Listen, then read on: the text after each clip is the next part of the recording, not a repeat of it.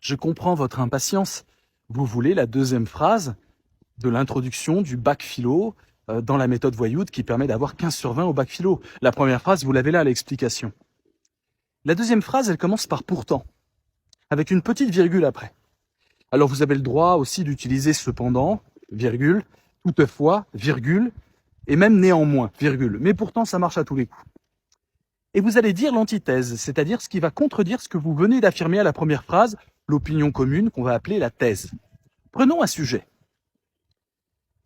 Peut-on être heureux dans la solitude? Très joli sujet. Je vous le fais. Les gens vont dire oui spontanément, ils imaginent le sage reclus dans sa montagne en train de méditer et avec la banane.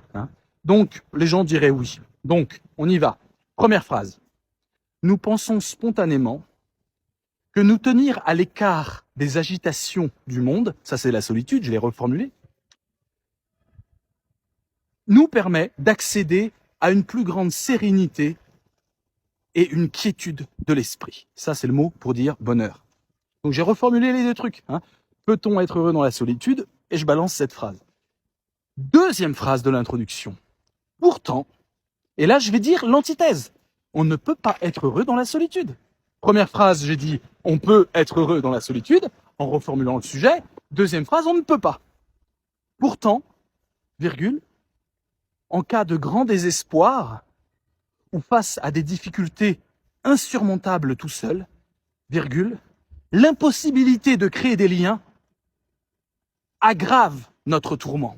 Voilà, j'ai reformulé. Vous voyez, je ne parle pas de bonheur, je reformule. Je parle de malheur, je reformule.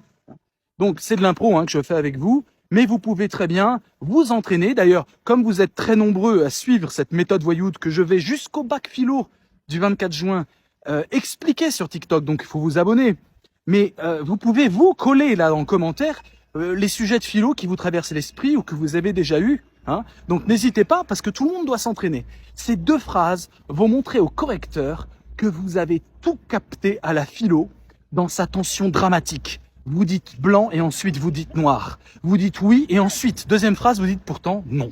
Et là, vous êtes déjà dans le paquet du haut, dans la crème, de l'élite des bacheliers qui vont tout exploser.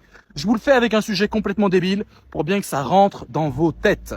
Le sujet, c'est les oiseaux volent, les oiseaux sont-ils dans le ciel? C'est débile, ça n'arrivera pas au bac. Mais allez-y, entraînez-vous, je vous laisse 3 secondes. 1, 2, 3. C'est bon, vous l'avez? Nous pensons spontanément que les ovipares munis d'ailes, j'ai reformulé le sujet, ont le ciel pour habitat naturel. Ça va? Ça vous plaît? Pourtant, virgule, il est des oiseaux qui non seulement se tiennent à terre, comme des pigeons qui picorent des graines ou des poules, mais encore des oiseaux qui, bien que munis d'ailes, ne volent pas, comme les pingouins et les autruches.